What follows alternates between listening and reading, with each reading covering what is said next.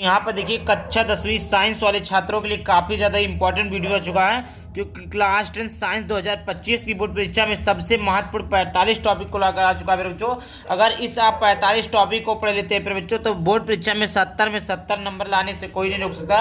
जी मेरे बच्चों, class 10 science 2025 की बोर्ड परीक्षा के लिए सबसे ज़्यादा महत्वपूर्ण प्रश्न आ चुके हैं, जो कि डायरेक्ट आपकी बोर्ड परीक्षा में यही प्रश्न आएंगे। इससे बाहर एक भी प्रश्न देखने को नहीं मिलेगा, क्योंकि जितने भी क्वेश्चन को लिया हूँ सभी के सभी क्वेश्चन रिपीटेड हैं, हर साल पूछे जाते हैं और इस साल 2025 की बोर्ड परीक्षा में भी पूछे जाएंगे। ठीक, तो इस वीडियो को पूरा देखिएगा और आज के इस वीडियो में आप सभी को क्वेश्चन बताऊंगा। सॉल्यूशन चाहते तो सॉल्यूशन के लिए आपको कमेंट करना होगा सॉल्यूशन। समझ में आए बच्चों? तो 2025 में टॉप करके रहेंगे, यानी जो बच्चे पास होना चाहते हो उनको तो पास होंगे ही, और ऐसी वीडियो कहीं नहीं। जी प्यारे बच्चों, ऐसा वीडियो आपको कहीं नहीं मिलेगा। अंतिम टिप से प्यारे बच्चों, अंतिम युद्ध है, क्योंकि समय बहुत कम बचा है, एक एक समय की कीमत बहुत ज़्यादा है। तो 2025 में टॉप करके रहेंगे जो क्लास 10 साइंस 2025 बोर्ड सबसे ज़्यादा महत्वपूर्ण टॉपिक आ चुका है। तो वीडियो को पूरा देखिएगा, वीडियो पसंद है वीडियो को लाइक करके चैनल को सब्सक्राइब करना। आइए वीडियो को स्टार्ट करते हैं। तो सबसे पहले यहाँ पर देखते हैं क्या है। सबसे पहले बच्चों संयोजन अपक्रिया। क्या है बच्चों? संयोजन अपक्रिया। क्या है बच्चों? सबसे पहले है संयोजन अपक्रिया। तो यहाँ पर देखते हैं पहला टॉपिक है संयोजन तथा वियोजन अपक्रिया। अब संयोजन अपक्रिया क्या होता है बच्चों? संयोजन में होता है जुड़ना और वियोजन में होता है बिछड़ना।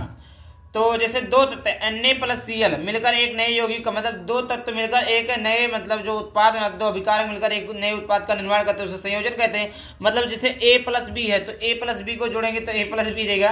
तो इसी प्रकार जैसे दो चीजों को जोड़े तो एक जाए Na+Cl बराबर NaCl हो गया। इस प्रकार वियोजन क्या होता है? NaCl हो गया तो ये बराबर में टूट के Na+Cl है। मतलब एक कोई अभिकारक है वो टूट कर दो मतलब कोई अभिकारक वो टूटकर दो उत्पादों में विभाजित हो जाए। वियोजन संयोजन क्या होता है? जब कोई अभिकारक दो अभिकारक मिलकर एक उत्पाद का निर्माण करते हैं। संयोजन में जुड़ना होता है, वियोजन में बिछड़ना होता है। ये शॉर्ट में समझिए।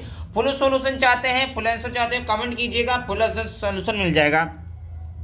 दूसरा प्रश्न है ऊष्माक्षेपी तथा ऊष्माशोषी अभिक्रिया। पर बच्चों ऊष्माक्षेपी तथा ऊष्माशोषी अभिक्रिया को बताना है। तीसरा सबसे ज्यादा महत्वपूर्ण टॉपिक है कि रासायनिक समीकरण संतुलित करना। जी पे बच्चों, रासायनिक समीकरण संतुलित करना ये हर साल की बोर्ड परीक्षा में 4 नंबर का आता है। कितने नंबर का आता है बच्चों? हर साल 4 नंबर का आता है। ये फिक्स रहता है कि हर साल बोर्ड परीक्षा में पूछा जाता है। ये इंपॉर्टेंट टॉपिक है, इसको जरूर तैयार करके जाइएगा, क्योंकि हर साल बोर्ड परीक्षा में पूछा जाता है कि रासायनिक समीकरण को संतुलित करने की विधि लिखिए या रासायनिक समीकरण को संतुलित कीजिए।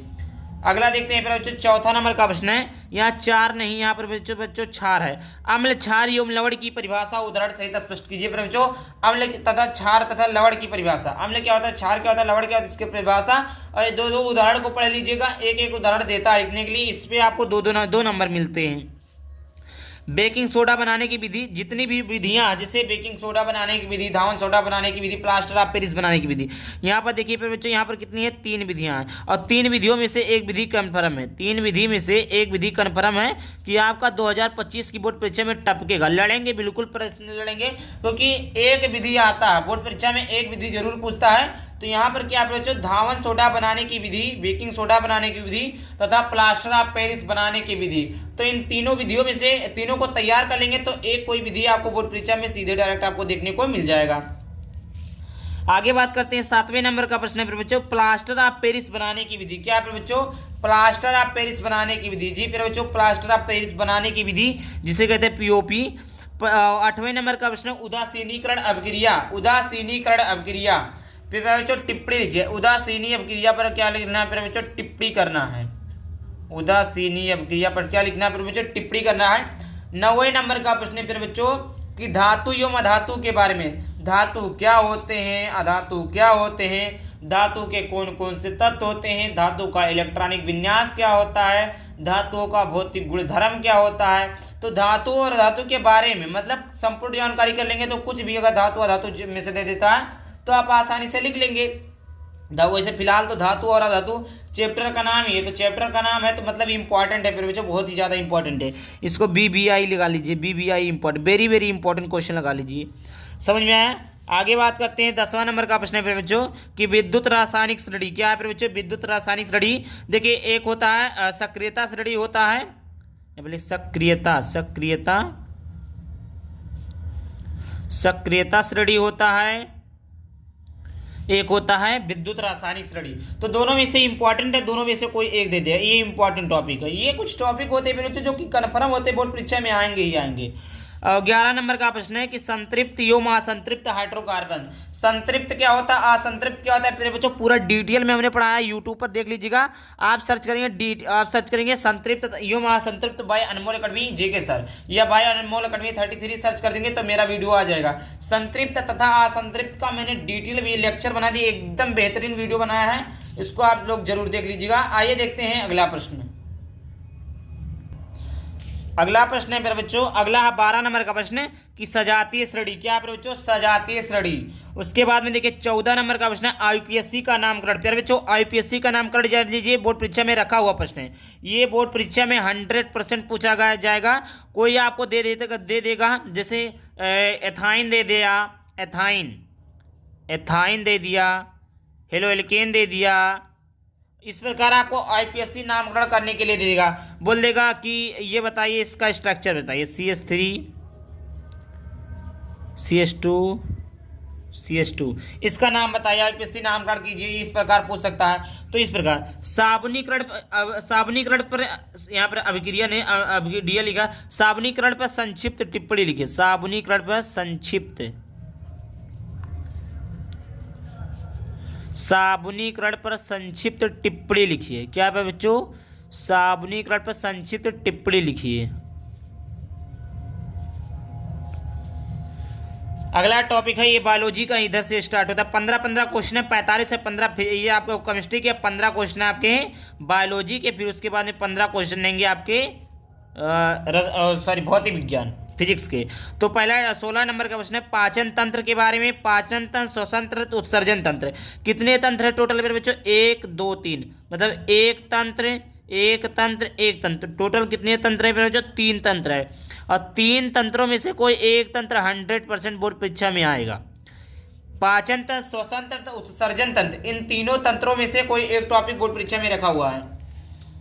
आगे बात करते हैं फिर बच्चों 19 नंबर का प्रश्न है लैंगिक जनन अलैंगिक जनन। देखिए फिर बच्चों लैंगिक जनन होता क्या है, अलैंगिक जनन होता क्या है, लैंगिक जनन होता क्या है, अलैंगिक जनन होता क्या है,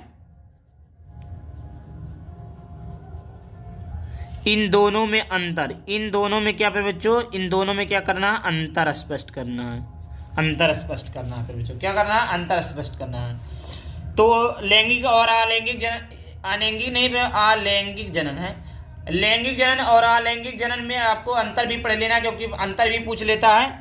और देखिए लैंगिक जनन अलैंगिक जनन में अंतर देख लीजिएगा, एक टॉपिक है आपका डीएनए तथा आरएनए में अंतर हो जाएगा। इस प्रकार 4 प्रमुख अंतर जो कि हमने पढ़ाया, नहीं पढ़ाया होगा तो फिर से पढ़ा देंगे। अगला है प्रासरण क्या होता है, प्रासरण क्या होता है, और परागकण क्या होता है, प्रासरण क्या होता है, परागकण क्या होता है, परागण क्या होता है, ये 3 टॉपिक को आप लोग पढ़ लीजिए, छोटे छोटे टॉपिक है 1 नंबर वाले। अगला पुष्प की संरचना, फिर बच्चों जब पुष्प की संरचना पढ़ेंगे तो ये परागकण, दबा, दलपुंज, परागकण, परागकोश, सब कुछ इसी में समाहित है, सारा टॉपिक इसी में समाहित है पुष्प की संरचना में। तो आप इसको पढ़ेंगे तो सब कुछ क्लियर हो जाएगा। आगे बात करते हैं फिर बच्चों, आगे आपका है नर तथा मादा जनन तंत्र। क्या है बच्चों, नर तथा मादा, यहाँ पर जनन तंत्र रहेगा, नर तथा मादा जनन तंत्र का सचित्र वर्णन कीजिए। क्या है बच्चों, सचित्र वर्णन। सचित्र वर्णन का मतलब हो गया फिर बच्चों इसका चित्र भी रहेगा और इसके प्रमुख भागों का वर्णन भी रहेगा, चित्र भी रहेगा और प्रमुख भागों का वर्णन भी रहेगा फिर बच्चों, प्रमुख भागों का क्या रहेगा, वर्णन भी रहेगा। 24 नंबर का प्रश्न है फिर बच्चों डीएनए तथा आरएनए में अंतर। क्या है बच्चों, डीएनए तथा आरएनए में क्या लिखना है बच्चों, अंतर लिखना है। समझ में आया बच्चों, ये देखिए अभी मैंने बताया डीएनए और आरएनए में अंतर कितना है। देखिए टोटल आप 5 प्रमुख अंतर को पढ़ लेंगे तो एक अंतर भी आ जाता है, अंतर नहीं आता तो उससे क्वेश्चन आ जाता है जिससे आप लोग कर लेते हैं। 25 नंबर का प्रश्न है बच्चों मेंडल के अनुवांशिकता का नियम। प्यारे बच्चों मेंडल के अनुवांशिकता का नियम लिखिए। अब मेंडल के 3 नियम थे, प्रभाविता, पृथक्करण, स्वतंत्र विहून, प्रभाविता, पृथक्करण, 3 नियम थे फिर बच्चों, तीनों नियमों को पढ़ लीजिएगा। और ये भी कभी कभी पूछ लेता है मेंडल ने मटर के पौधों को ही क्यों चुना, तो ये भी हमने पढ़ा दिया है। और 26 नंबर का प्रश्न है एक संकर तथा द्विसंकर संकरण ज्ञात कीजिए। संकरण क्या होता है, लिंग निर्धारण की प्रक्रिया। प्यारे बच्चों लिंग निर्धारण की प्रक्रिया अर्थात परिवार नियोजन नियोजन भी काफी ज्यादा इंपॉर्टेंट टॉपिक है मेरे बच्चों। परिवार नियोजन भी काफी ज्यादा इंपॉर्टेंट टॉपिक है, लिंग निर्धारण की प्रक्रिया। अगला टॉपिक है 28 नंबर का मानव मस्तिष्क, 29 नंबर का है तंत्रिका तंत्र। पहले बच्चों अभी मैंने क्या बताया, पाचन तंत्र, श्वसन तंत्र, उत्सर्जन तंत्र, तंत्रिका तंत्र, एक तंत्र बोर्ड परीक्षा में आता ही आता है। 30 नंबर का प्रश्न है बच्चों प्रकाश का परावर्तन नियम। मेरे बच्चों यहाँ पर देखिए 2 नियम होते हैं। प्रकाश का परावर्तन के कितने नियम होते हैं? 2 नियम होते हैं। तो दोनों नियमों को पढ़ लीजिएगा, इसको भी हमने पढ़ाया है। आप लोग आंसर कमेंट करेंगे, शेयर करेंगे, 1 लाख व्यूज पहुंचा देंगे तो मैं आपके लिए इसका सोल्यूशन ले आऊंगा 1 लाख। 31 नंबर का प्रश्न है बच्चों उत्तल दर्पण से प्रतिबिंब। क्या है बच्चों? अवतल तथा उत्तल दर्पण से प्रतिबिंब का निर्माण। अवतल दर्पण से 6 बनता है और इस प्रकार उत्तल दर्पण से 6 बनता है। राइट, अवतल दर्पण से 6 बनता है। राइट। प्रकाश का अपवर्तन नियम लिखिए, जेल नहीं होगा, नियम लिखिए। और 33 नंबर का प्रश्न है लेंस से प्रतिबिंब का निर्माण। लेंस कौन कौन से होते हैं? अवतल लेंस होता है, उत्तल लेंस होता है, इन दोनों से प्रतिबिंब का निर्माण पढ़ लीजिएगा। आइए देखते हैं अगला टॉपिक। देखिए अगला टॉपिक है लेंस की क्षमता, ये वेरी इंपॉर्टेंट है। और ये देखिए निकट दृष्टि दोष तथा दूर दृष्टि दोष, ये मैं जब पढ़ रहा था तो फिर भी आया था, 23 में आया, 24 में आया, 25 में भी आएगा, हर साल पूछता है। निकट दृष्टि दोष अथवा दूर दृष्टि दोष दोनों को पढ़ेंगे तो कोई एक बोर्ड परीक्षा में आ जाएगा। और ये लॉन्ग में देता है, 6 नंबर में देता है। इस पर एक न्यूमेरिकल दे देगा और 6 नंबर का प्रश्न दे देता है। 36 नंबर का प्रश्न है, ये तो हमने बताया। 37 नंबर का प्रश्न है मानव नेत्र का सचित्र वर्णन। पहले बच्चों जिस प्रकार मादा जनन तंत्र तथा नर जनन तंत्र का आप लोगों ने सचित्र वर्णन को पढ़ा, उसी प्रकार आप लोग मानव नेत्र का सचित्र वर्णन पढ़िएगा। ओम का नियम तथा सत्यापन। मेरे बच्चों ओम का नियम very important topic for physics से वेरी इंपॉर्टेंट जो टॉपिक है, जो 100% कन्फर्म रहता है कि ये आएगा और हर साल की बोर्ड परीक्षा में पूछा ही जाता है, वो ओम का नियम है। किसी भी टीचर से पूछेंगे, किसी से भी पूछेंगे तो ओम का नियम सबसे ज्यादा इंपॉर्टेंट है। अगला विद्युत धारा, 40 नंबर का टॉपिक है। विद्युत प्रतिरोध, 41 नंबर का टॉपिक है बच्चों श्रेणी क्रम संयोजन। और अगला है समांतर क्रम संयोजन। क्या है बच्चों? समांतर क्रम संयोजन, श्रेणी क्रम संयोजन तथा समांतर क्रम संयोजन। 43 नंबर का चुंबकीय बल रेखाएं हो गया। 44 हो गया बायो सेवार्ट का नियम हो गया। और अगला हो गया 45 नंबर का टॉपिक, सबसे लास्ट टॉपिक हो गया फ्लेमिंग के दाएं हाथ बाएं हाथ का नियम। ये हो गया बच्चों। ये टोटल 45 टॉपिक थे जो कि बोर्ड परीक्षा में 100% आने के चांसेस है। तो आप लोग इस टॉपिक को जरूर से पढ़कर जाइएगा बोर्ड परीक्षा में, ताकि आप लोग अच्छे से अंक प्राप्त कर सके। वीडियो पसंद है वीडियो को लाइक करके चैनल को सब्सक्राइब करना। चलिए मिलते हैं किसी नए टॉपिक के साथ, तब तक के लिए बाय बाय, थैंक यू, जय हिंद, जय भारत, वंदे मातरम।